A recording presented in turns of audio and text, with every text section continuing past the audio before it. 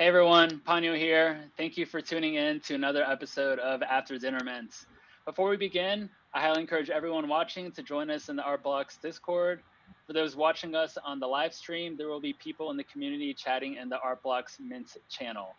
A link to our Discord can be found in the description of this video. Make sure you like, comment, and subscribe to our YouTube channel so you don't miss an episode of our weekly show. And now I want to introduce our guest for this afternoon. We have AI researcher and generative artist, Devi Parikh. Hi everyone. Well, Devi, thank you so much for joining me. How are you doing? Good, good. Thank you for having me. Well, we really appreciate you being here, talking to the community. First question, I want to just go ahead and kick things off is, can you just tell us a little bit about your background? Sure. I was born in the U.S. in Tulsa, Oklahoma, and then I lived in Saudi Arabia for a couple of years as a toddler. I spent most of my childhood and teenage years. So I grew up in India, in Ahmedabad, and then I came back to the U.S. for undergrad and then grad school. So I've lived in New Jersey, in Pittsburgh, in Ithaca, New York, in Chicago, in Blacksburg, Virginia, in Atlanta, Georgia, and now I live in the Bay Area in California. Great. And then can you tell us a bit about your background with regards to, art? And I know we'll get into a lot of this a little bit later on with like generative or with AI, and I'm just really looking forward to that. But yeah, maybe just tell us a little bit about maybe how you got into, getting into the art world. Yeah, sure. So I've sort of dabbled in art my whole life. Even as a kid, I was taking sort of drawing and painting lessons, and I would participate in these sort of state organized examinations and things of that sort. My background in AI happened starting undergrad, where there were some research projects that I was interested in, and I started working on, and that's kind of where my interest grew. My exposure to generative art specifically was late 2017, where a friend had suggested that this is something that I might enjoy doing. And so that was kind of my first exposure to generative art. Great. And then, when you started getting into art, where did you have any influences growing up? Maybe it was like family members, or maybe doing some research. Maybe you learned about specific artists. Yeah, I'm just kind of curious, as far as like your influences and inspirations growing up.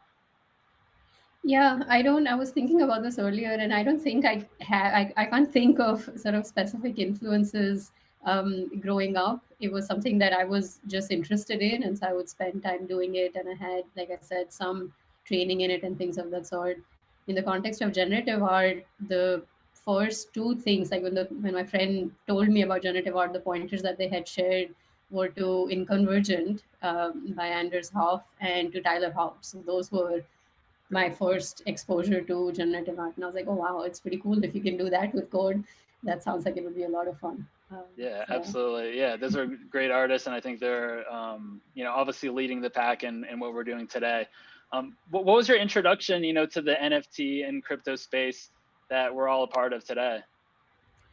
so I've been so right around since I think 2018 or so. I've been a part of this Slack community where there's a bunch of generative artists that hang out and share information and just kind of share early works and things of that sort.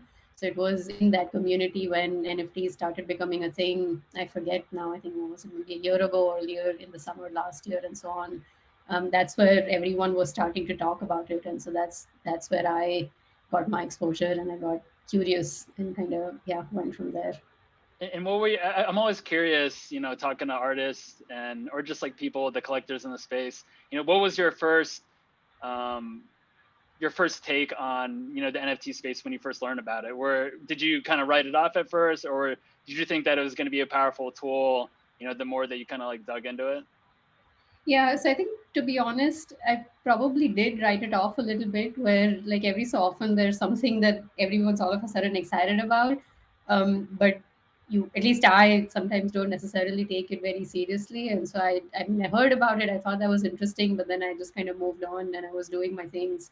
But through those sustained conversations and as I understood the space better, and I got a sense for what the opportunities are here, I started realizing that, yeah, this actually does make a good amount of sense, and it does feel like it's a great way of engaging with many more people than what I was doing. Like when I was making this stuff in 2017, 2018, I would just kind of have a little thing. I would put it up on my webpage. Maybe I would share it on Twitter or Facebook.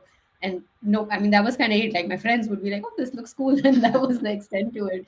And then I realized that you can just reach so many more people now with this stuff, both in terms of artists and in terms of collectors, and others who just kind of enjoy looking at it, even if they're not collecting it. So yeah, I thought that was kind of transformational. Absolutely. And you mentioned Tyler Hobbs, who has released some work on Art Blocks. Like, how did you learn about the Art Blocks platform itself? Was it through like Tyler Hobbs's work or through someone else?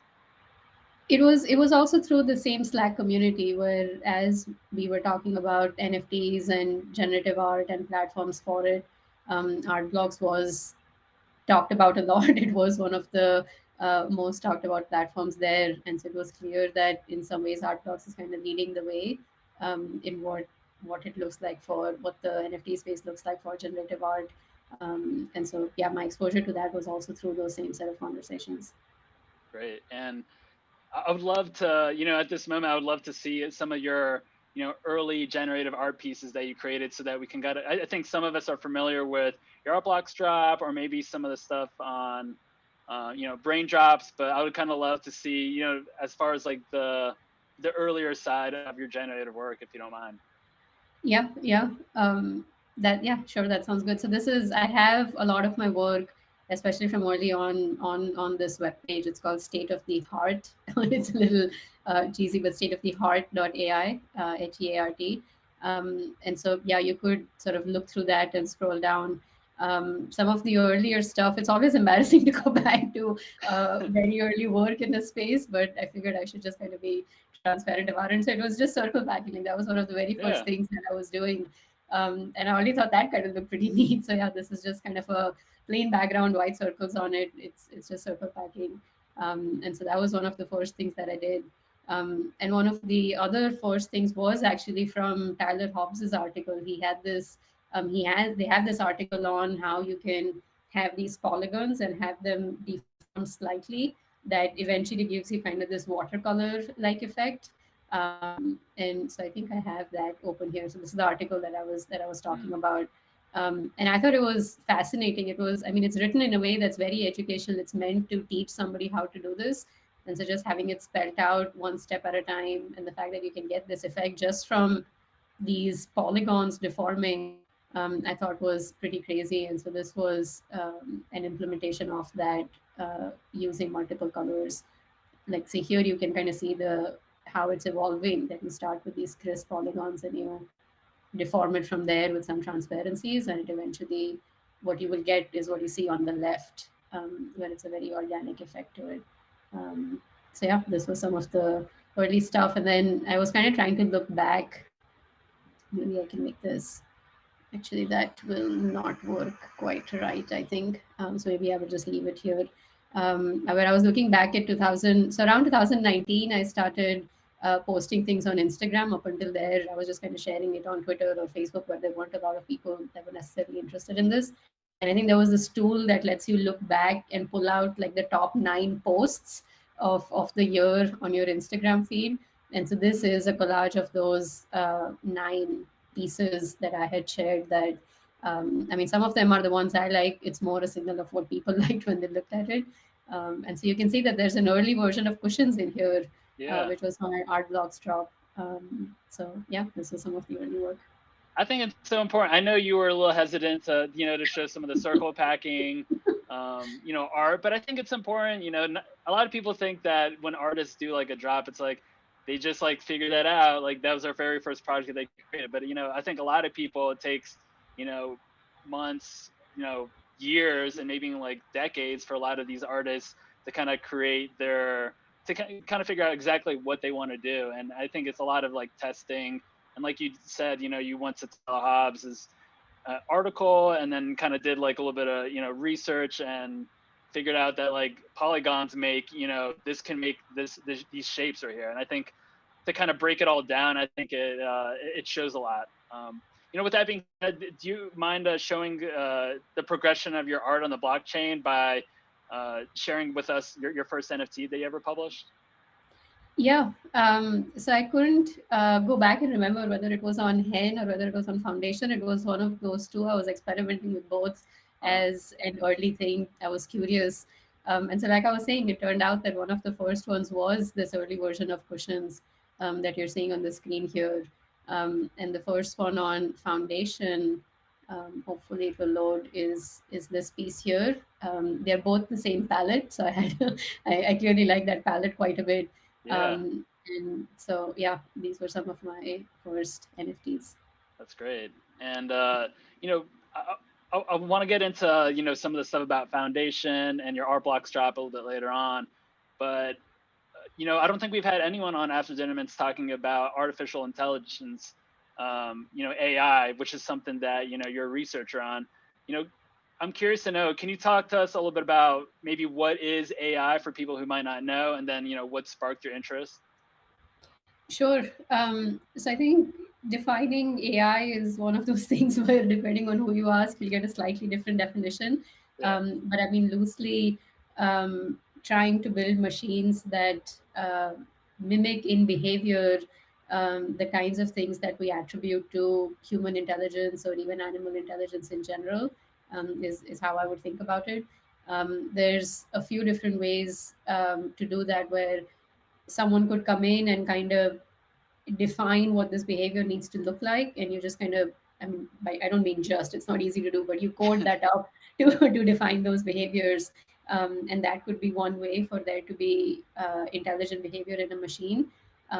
The more perhaps popular notion right now for what artificial intelligence encapsulates is this notion of learning, where you want to have machines that learn from past experiences or learn from data that you've collected, to then to learn from that and then do something useful or something that seems like intelligent behavior going forward. And so their ideas from machine learning become very crucial in artificial intelligence.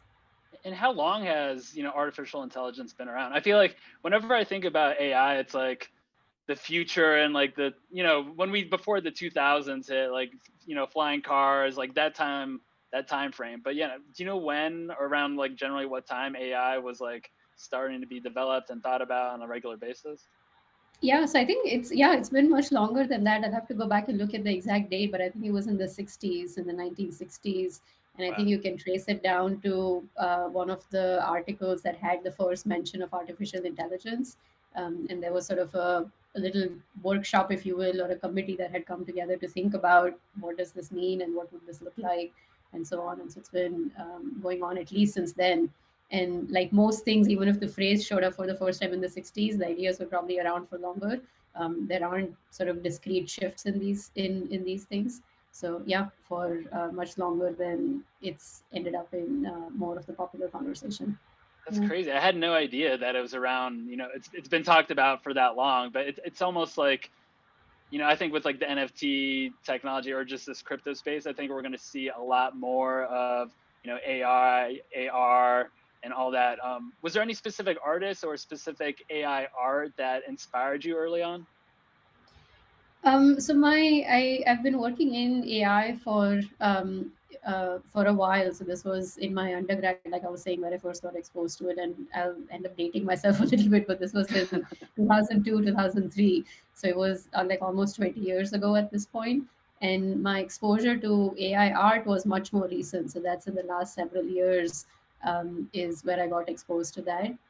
And so some of the artists, I mean, there are many who are doing amazing work in this space, but some of the ones that I like particularly are folks like Sophia Crespo and Scott Eaton. I think they have a lot of cool work in using AI for generative art. Great. So yeah. And then can you share some of your like early on AI experiments? I'm curious to know. I know some people are familiar with your Braindrops Confluence project, but yeah, I'm just curious to see some of that earlier experimental work that you've done. Yeah. So yeah, I can share. This is sort of more. So this is not AI art. This is my first work in AI. Nothing, not intersecting with art or art in general, or AI or generative art in particular. But yeah, so that I went back and looked up what my first publication was in AI. And so this is a paper from 2004. where what we were trying to do was, I mean, I'm just kind of scrolling through to give you a sense. What we were trying to do what's called non-destructive evaluation of pipelines.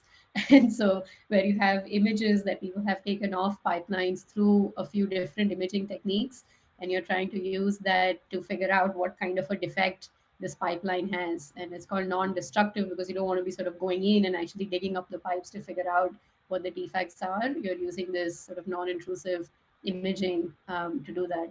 And so, yeah, this project was my first exposure to. I mean, at the time, artificial intelligence wasn't the phrase that was popular.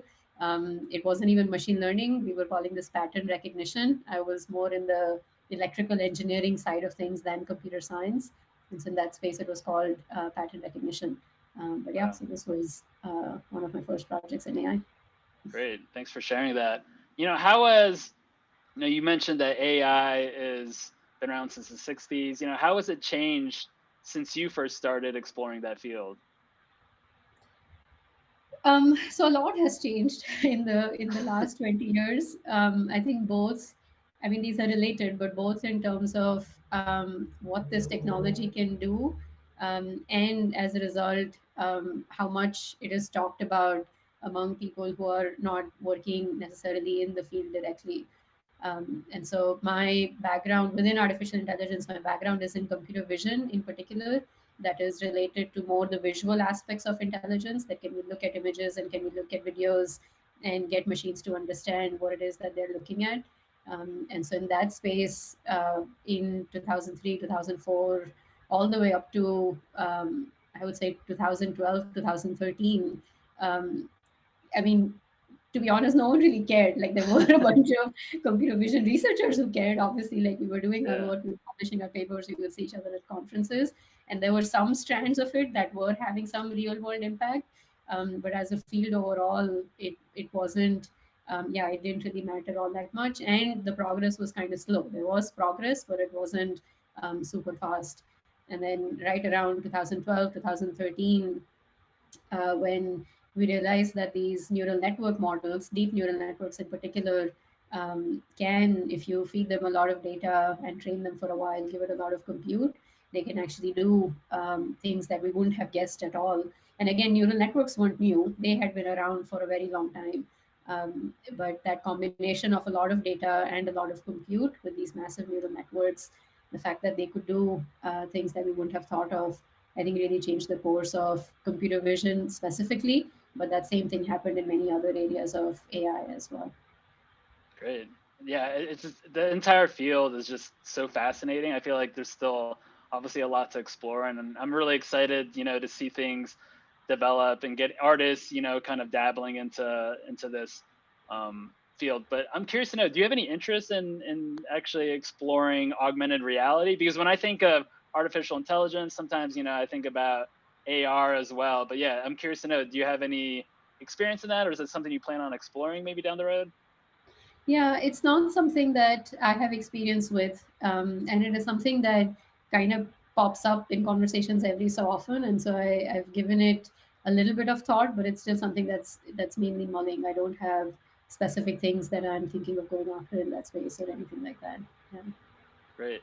And so now I want to talk a little bit about your Confluence project, which was dropped via Braindrops. And what is Braindrops for people that might not know? I know it's like a newer platform in the NFT space. So yeah, I'd love for you to kind of just share with us a little bit about that platform. Yeah, yeah. So Braindrops is a generative art platform, and in particular, it's an AI generative art platform. So all the projects that they've had, all the drops that they've had so far, and I think will have in the future, is about using AI for generative art. Great. And what makes this platform different than others? I mean, it sounds like for art blocks, it's more focused on just generative art, and then it, Braindrops is just geared more towards just like AI, correct? Like every project that drops there will be AI, influenced. Right, right. Yeah, yeah. So I think that is one main difference. I think another, and I'm sure this will change over time, but right now, Braindrops is invite only. And so that's the way in which they've had the drop so far. I know there are plans to change that going forward. They also have an interesting way to think about so the projects that they have right now, and that was also including my own, was artist curated. And so I had so it was a series of 1,000 pieces, and so I had picked those 1,000 pieces, and so yeah, so as an artist going in, I knew what these 1,000 pieces are going to be. Unlike, for example, art blocks where you don't know what mints you're going to see, and Yeah. they're revealed after the fact. And they have some interesting ideas around what curation looks like in the context of AI. So they've been talking about things like there can also be AI curated drops where the pieces are picked by the AI model itself. And they also have ideas around having it be more community curated, where the community is involved in the process of this curation. And so they have a few different ideas that they're thinking about and will probably experiment with soon. Great. Yeah, that seems that platform is just very exciting. I'm glad, I know Justin and a couple other people like help put that together. So I think it's really, really exciting to see, that a platform, have a space for all these projects. You've done a project drop on our blocks. What was the process like for launching a project on Braindrops? So it was so I think one thing that I really enjoyed with the Braindrops drop was that it's because it is invite only, and so there aren't sort of as many projects on the platform. I was able to engage with Justin and Jean and others more on the specifics of the project. So certain perspectives that I might be lacking, for example, from a collector's perspective, what kinds of things could be interesting is not something that I might have very strong intuitions for. But someone like Justin, for example, knows a lot about that. And so there were things that he was excited about. There were things that I was excited about. And so it was nice to kind of have this back and forth and have this conversation, to have a drop that I know he's excited about and I'm excited about also. So I think there was more of that close interaction that I enjoyed. And the other thing, like I mentioned, that this is artist curated. So that was one difference where I went in and I curated these pieces. And yeah. Great. And your project on Braindrops was released. What was that, like a month or two ago? It was in the first week of Jan. Yeah. So Okay. just about a month ago. Yeah. Wow. And then can you talk to us a little bit about your project Confluence?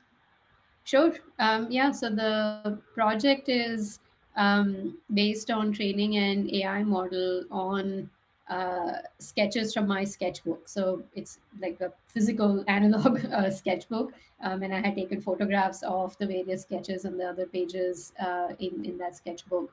And so the sketchbook had sketches, it had doodles, it had paper cuttings, it had sort of Zentangles with some intricate patterns and all kinds of sort of random things. It was my sketchbook. There wasn't any coherence to it. And so the model is trained on that.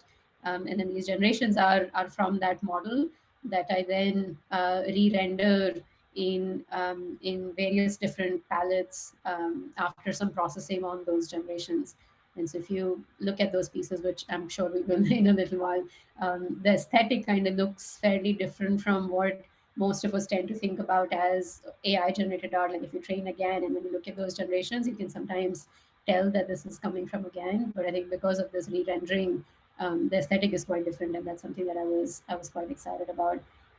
Another thing that I also did was to take these pieces that were generated and then feed them back to an AI model to see what the model is seeing in them. So I got like a captioning model to just describe that image, and then I extracted content from there. And that's one of the traits, one of the features of these pieces that tells you what an AI model sees in this. So it kind of, I like the fact that it's sort of a collection of my physical analog sketchbook, an AI model that's trained on that, this processing that I do on top of it that sort of brings more of a digital art element to it, and then going back and feeding that into an AI model. So I am excited that there are all of these different pieces that come together in that project.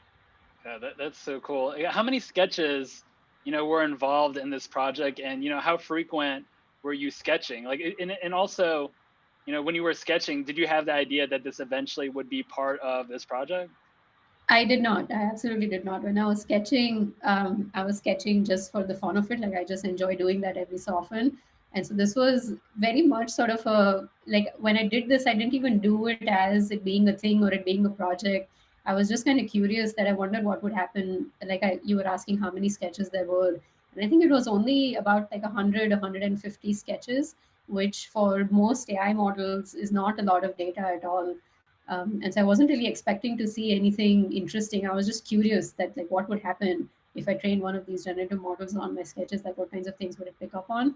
And I was kind of blown away that it was doing very interesting things where it was generating things that didn't look exactly like the things in my sketchbook, but I could see elements of it. For example, under a lot of sketches, I just kind of write a short description of what this was or what the date was or in what situation I was doing it.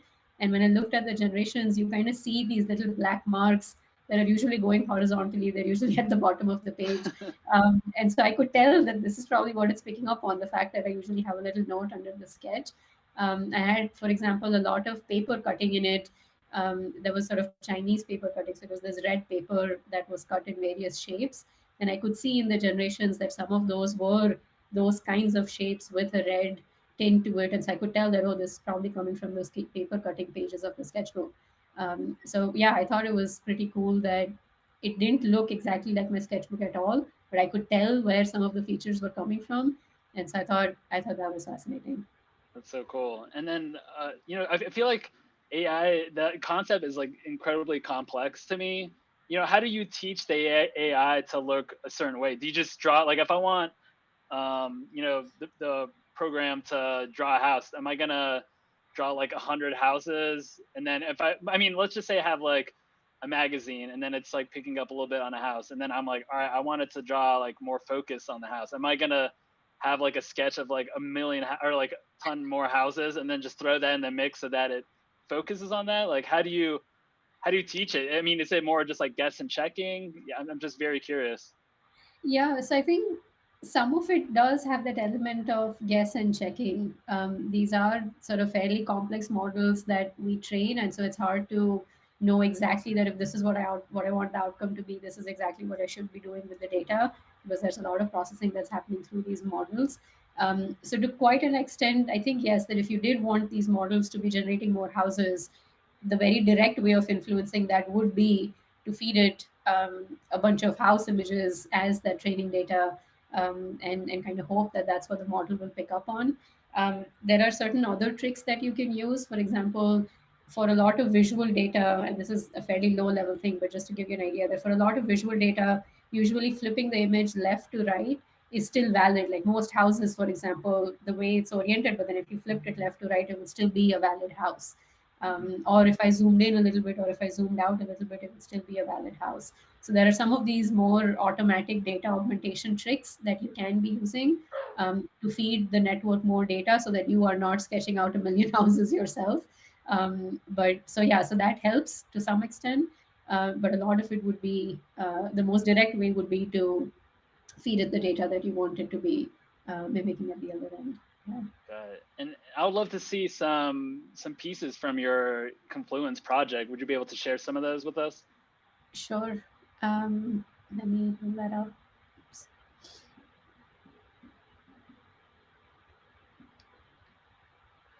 Yeah, so this is a web page on the Confluence projects. If anyone is curious to check it out, these are example pieces from that system. We can walk through individual ones if you want. And so this is, for example, stuff that was in my sketchbook.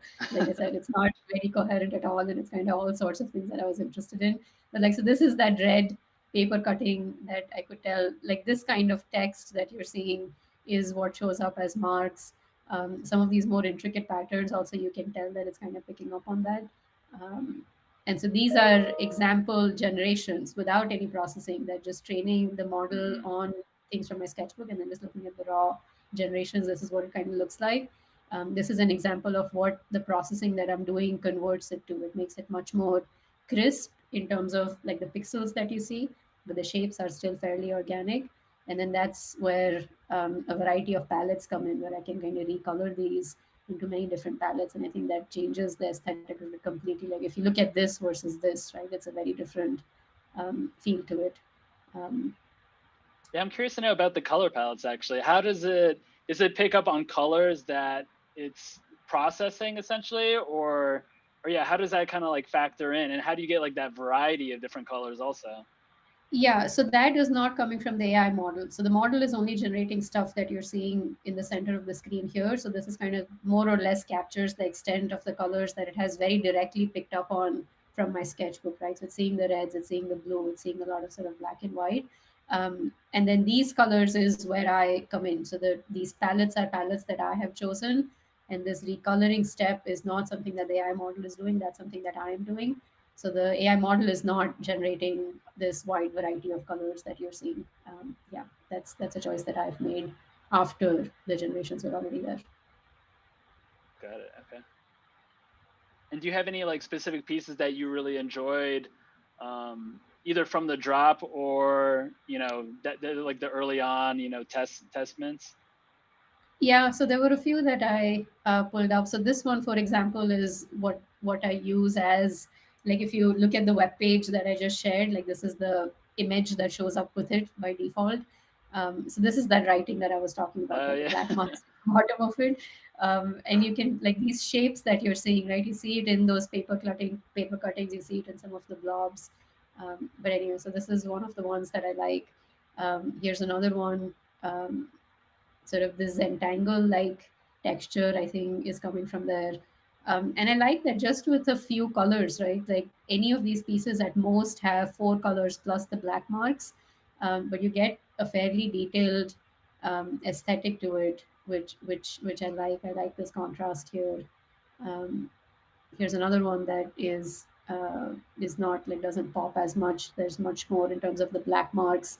Some of my sketchbook pages had two sketches, and then I would have descriptions under each one. So I think this is kind of coming from there. Yeah, that's really cool. Yeah. Here's another one that looks very different.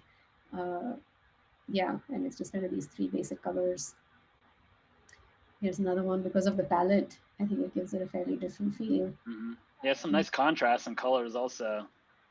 Yeah, You can really see where all those those little writings that you said at the bottom kind of just exactly. like pop up in all these different images. Yeah, exactly, exactly. That one's are And very a lot cool, of very like these, abstract.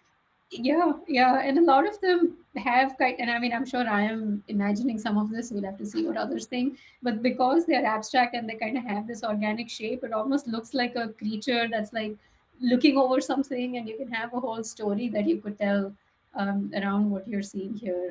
Um, Yeah, it looks like it's yeah, something at like a dinner table and it's like waiting. Maybe it's at like a restaurant or something. yeah, yeah. That's very cool. And this one is very Wow, different, right? It's just the black marks. And for a lot of these, I feel like if you were to kind of print it and frame it and put it up, it would look quite nice. So that's so awesome. And do you plan to use some of those sketches for other drops also? Like, are you thinking about like integrating like the sketchbook you use for this drop maybe, and then integrate it with like sketches from a future project and kind of seeing what that comes up with? I think there's just so many crazy possibilities. I think with AI, it's just insane. yeah, yeah, it's not something that I've explicitly thought of. I don't have a sense of whether I'll use this for something else or not. When you mentioned that there's so many crazy things you could do with this, one of the things that I did for January, one of the prompts was doing something with text. And so I took characters from the Gujarati alphabet. So Gujarati is my mother tongue. And I trained an AI model on that. And then I just wanted to see that if it's seen these characters from the script, and if I now get it to generate new things, what would that look like? And it generated a couple of things that to me look like they could be valid characters. Like they look like Gujarati, but they weren't exactly any one of the characters that already existed. But I felt like it would fit right in. Like if this were a character, people would buy it. Yeah, And so yeah, I thought, and it was fun to think about that. If this was a character, how would I write it, and what would it sound like? Like what would the pronunciation be? And maybe you could use some AI models to also figure that out. Like, you could train it on the speech data for these pronunciations and see what that would look like. So yeah, I think there's a lot of cool definitely. stuff Yeah, to be done here. just Yeah. so many possibilities. I think it's just really wild. I think also I haven't pointed it out yet, but some of the pieces from this drop were static, and then some of them were animated. Correct? Correct. Yeah, can you talk to us a little bit about how how does the AI like figure that out, or do you kind of like say that all right, every X amount of minutes it will be like an animated one as some kind of like Easter egg?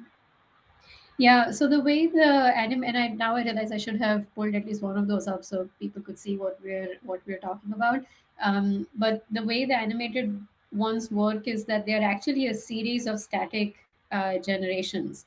So the way these models work is you can give it a sort of a noise vector that it uses to generate a piece. And then if you give it a very similar noise vector, it's going to generate a very similar piece, but it's going to be slightly different.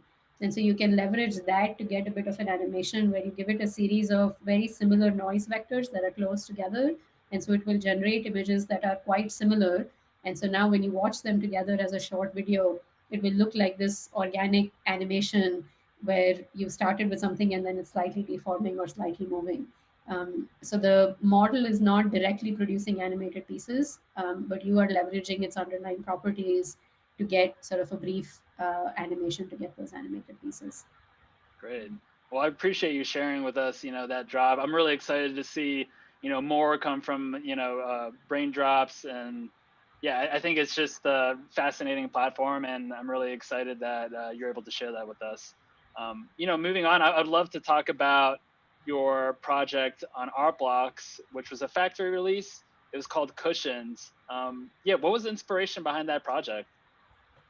So the inspiration there was again maybe similar to the brain drop story, that it was kind of curiosity where I was interested in seeing what are things that you could do at the intersection of generative art and kind of image processing techniques.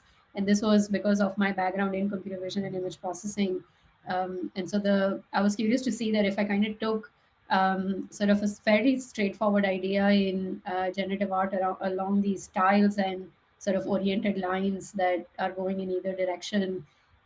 If I kind of ignore the lines part of it, but if I use image processing techniques to identify regions that are contiguous in this pattern that has been generated because of these lines taking random orientations, what would that look like? And if I sort of colored them in different ways, or if I had different textures in them, what would that look like? If these lines had different densities, what would the consequence of that be on what these shapes are that are emerging in the spaces between these lines?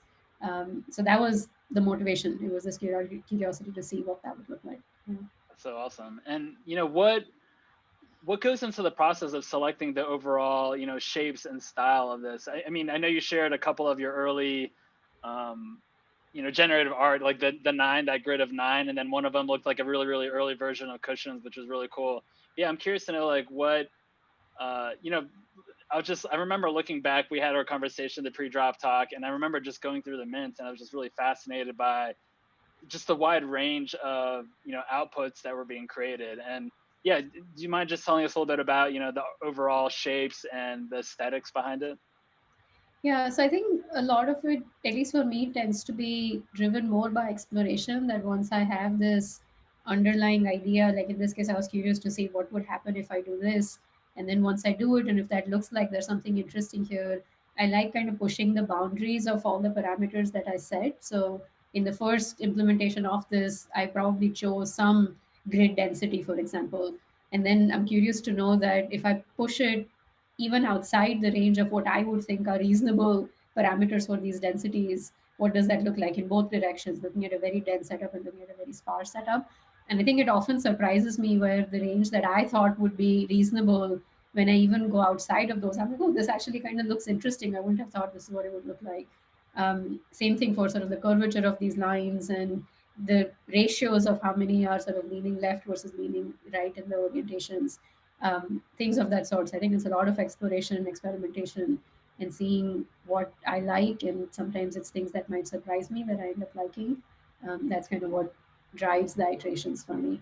Mm. Great. And when coming up with this project, or maybe just like projects in general, actually, do you have an idea in mind of what you want your project to look like? Or is it more of a, you kind of start with tinkering around with like smaller ideas and then kind of let it evolve over time? I think it tends to be a mix. I think sometimes I'm curious to try X and I don't know what X is going to produce, but I want to try it and I try it and I see where that goes. And sometimes there is a thing that I'm excited about, even something small like I might see some digital art or even design where it's sort of a dark background with some bright colors on it. And I'm like, oh, that's kind of interesting. And I want to experiment with that. And so I'll start with that idea and see what that looks like. So I think it tends to be both. Yeah, sometimes I know what I want to create and that's what I go after. And then I experiment and I trade. And other times I'm just curious to try something and I don't know what that's going to be. And I go with that. Yeah. That's kind of the beauty with art. You kind of just let your mind wander sometimes, and you're like, all right, I'm gonna go this direction, or maybe you have like an idea in mind, and you kind of just like tackle it from there. How do you go about selecting color palettes? I think it's similar. I feel like I'm saying the same thing for multiple things, but it's there might be palettes that I come across that I'm like, oh, this is really nice, and maybe I don't have a project right now that Yeah. can use it, but I just kind of keep track of it and I save that somewhere. I'm often going in and creating these palettes where there might be a couple of colors that I'm excited to use, and then I pick other ones out that I think will look good with it. I like having a variety of these palettes, as you can, I think, tell in both Cushions and Confluence, where I think the exact same piece, but in sort of these bright pop like colors versus these very subtle colors, um, they can often both look good and have a very different emotional reaction in those pieces when you look at them. And I find that fascinating. I usually can't predict what that's going to feel like. Like I usually can't predict that if I look at the same piece in a very different palette, what is that going to look like? And that kind of keeps me excited to want to try more and more palettes. Um, yeah, in the palettes that I have in both of these projects, some of them were coming from specific influences, like in sort of digital design and things like that. Some of them were coming from works of artists, where I think those palettes are nice, and I incorporated those. Some were that I had just come across earlier and I had kept track of as palettes I like. So it's a wide variety of sources of inspiration for those palettes. Yeah. Great. And then, yeah, do you mind sharing some of your, favorite pieces from that Cushions project? Yeah. Um, Let me see if I can find them. So yeah, so I have a write up on cushions. If anyone's curious, you can also check that out. Yeah, Um, absolutely. yeah, and these are some of the ones that from the actual mints that I like. So this texture, I hope you can see it enough on the screen. But this texture was a little accidental. I was expecting it to look different, and when I coded it up, I originally didn't have all of these lines touching, so they kind of looked like these squiggly stars, but that were sparsely laid out. And then when I changed some of the parameters so that those lines were longer and they ended up touching, it became kind of this contiguous pattern and like this flow of colors that you could see that I thought looked pretty cool, and so that's how I kept it.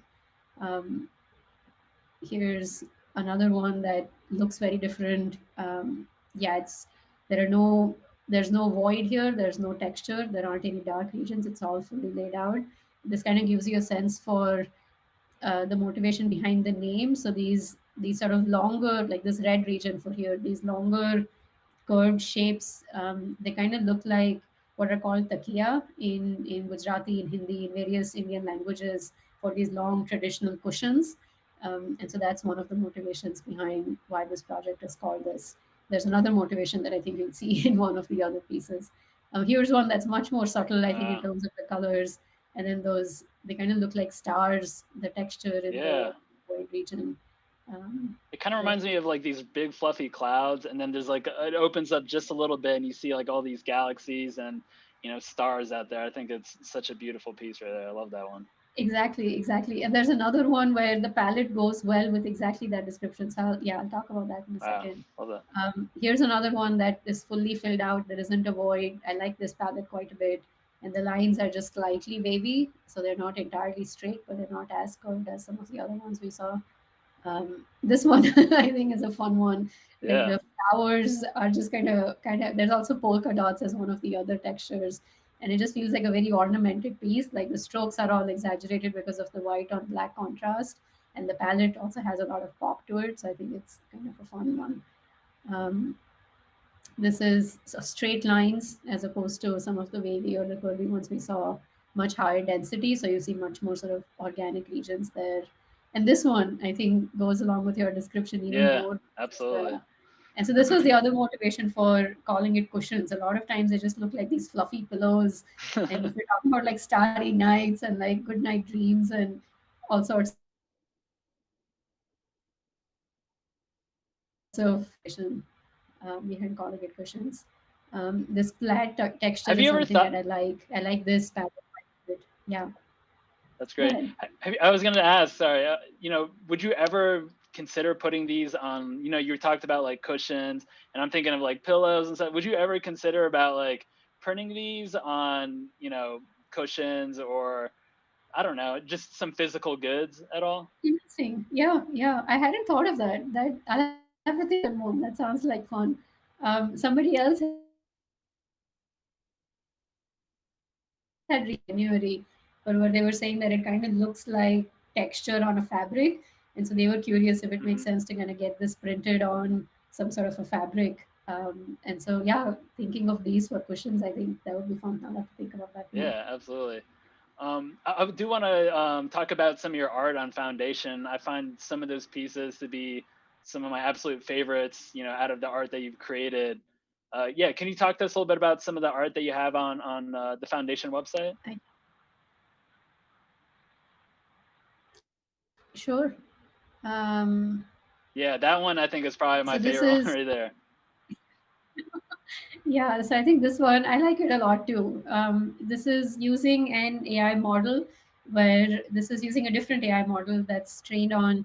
It's trained to be able to take textual description, so like a description in English, for example, and generating an image that's associated with it.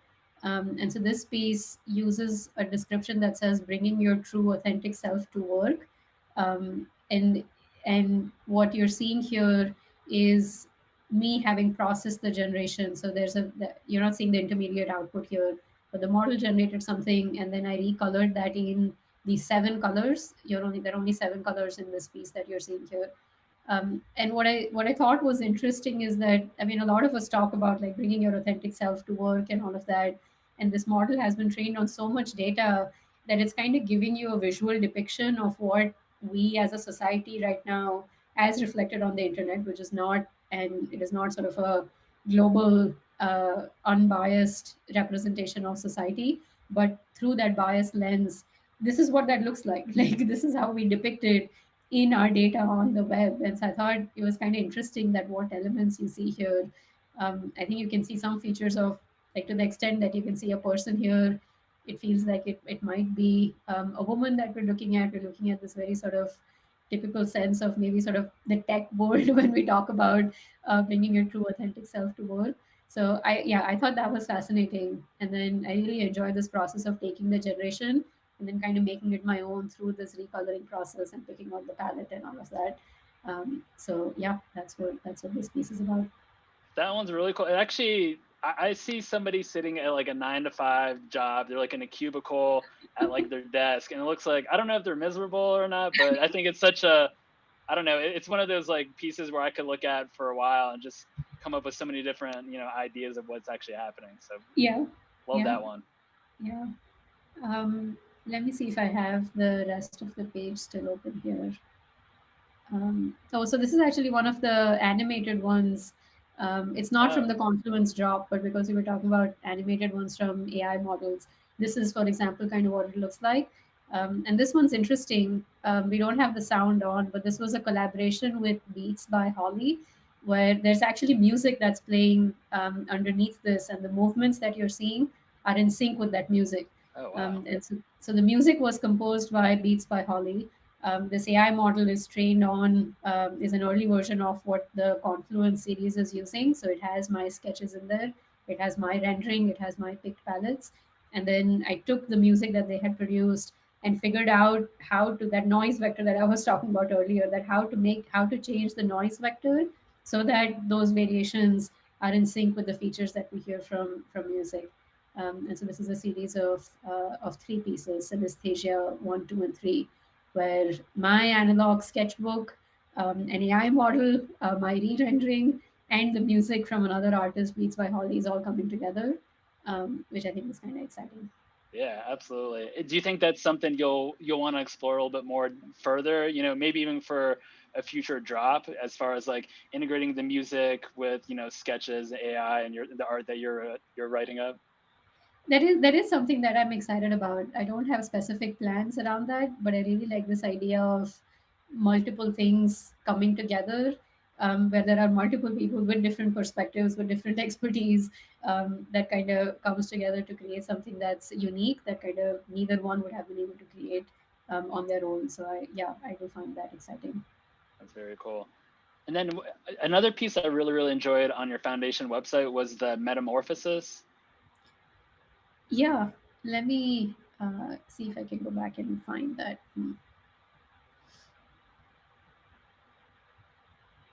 Yeah, for anyone that's like tuning in, I would highly recommend you just jump on the foundation website. A lot of great pieces from Devi on there. Oh, I see. This is just a different format. So everything has been here the whole time. So yeah, this is another animated one. These are the three synestasias. This one we just talked about. And then you said metamorphosis. So this one, Yeah, right? that one's just Yeah. wild. How it just like Uh, transforms so fluidly, throughout the entire image. yeah, and it's neat that you can control that. Like going back to what I was saying earlier, right? That how I choose to change this noise vector, Hmm. I can make it sort of have very subtle motions for like a 3 second video, or I can have it sort of fairly significant motions. That's what you're seeing here, and it's really neat to kind of, like, to your point exactly, that from one piece to another you can have this interpolation that's happening along the way, and those transitions are very smooth, and each one of these static things could probably be a nice frame on its own. Like it would probably be a piece on its own. The aesthetic is also a little bit different here, as I don't know if you can see all the details, but kind of these dots and blobs that you're seeing, as opposed to, for example, some of the Confluence ones where there isn't a lot of these spherical underlying elements in those. So yeah, there's a difference in the rendering style here also. So at the Um, bottom of it, sometimes I'll see like those. It's kind of similar to your Confluence Drop. Is it similar where it's like there was some writing down there and it kind of picked up on that? exactly. Yeah, exactly. Yeah, And it's I it's think interesting that it comes and goes. Like yeah, yeah, exactly. yeah, Yeah, I think that's such a cool yeah, feature yeah, about that piece. Yeah, that's easily one of my favorites on your website. Also, I'm yeah. curious. As far as displaying, I know we talked about cushions and maybe potentially exploring like physical goods, and I don't know, just that idea. Like, how would you display, whether it be your drop from art blocks or from Braindrops, like how would you prefer to have your art displayed? We obviously, with like digital screens, that's like starting to become like a more feasible option, and better options I think are coming to the market. But yeah, like what's your recommendation? Yeah, so I personally like prints quite a bit, and I think for both of those, I think prints work quite well.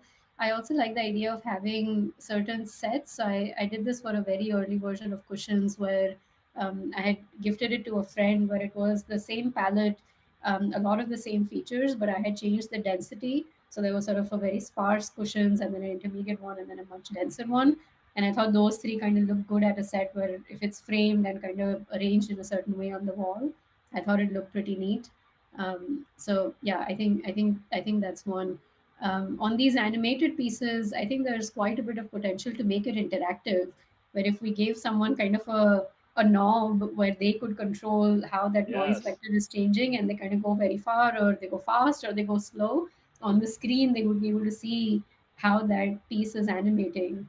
And so I think that could be fun. In general, I'm a big fan of this sort of create your own. So I have a bunch of tools on my website where people can open up kind of this web page and change various parameters of several of my projects and create their own pieces. I generally like that idea quite a bit, that if there's an underlying series, there's an underlying theme, there's certain design elements that the artist has brought in, but then if individuals can come in and choose which pieces they like and create those through these parameters, I think that can be fun. I know we might be out of time, but I had kind of pushed this all the way where I went to crowdsource. So there's Amazon Mechanical Turk. I don't know if you or if everyone would be familiar with it, but it's kind of a crowdsource platform where you can put up these little tasks and people can get paid for doing these little tasks for you. I put out links of these create your own tools just to see what people make. And so Oh I gave wow. them this tool. They made the pieces, they sent me those links back, and I also had them describe what they are seeing in this piece. And so I collected, I think it was maybe 50 or 100 of these where people Wow. use my tools to make these art, and it's all on my webpage. And it's fascinating to see the descriptions that people will give. Like there was one very abstract piece where someone saw like a little scooter in there, and that's what they called it. And so yeah, I really enjoyed that. So if anyone's curious, you can also check that out on my Oh, that's so webpage. cool. Yeah. So what's the website again? And we'll have to include that inside of the YouTube description. Yeah, it's stateoftheheart.ai. Got it. So Okay. Wow. stateoftheheart.ai. Yeah, stateoftheheart.ai. That's where Great. everything that I was talking about is, and so you'll find the create your own tools there also. Yeah. I feel like you need to have an exhibit. Like, do you have any exhibits or like like future projects planned? I think that's such a like I don't know, the way you talked about how like having a knob and maybe people can mess around with the different parameters or the outputs. I think is so cool. Like, is that something that you would want to do if you don't have anything planned? Yeah, I would very much be interested in that. Like I was saying, this whole thing of letting people create their own pieces within the boundaries of the systems that I've designed is something that I really enjoy. I'm very curious to see what people would make. So yeah, that would be awesome. I don't have anything planned there, but I would be very open to that. Yeah. Great. And do you have any other, future projects planned, whether it be on, art blocks, Braindrops, or just like in the future, anything upcoming that we should know about?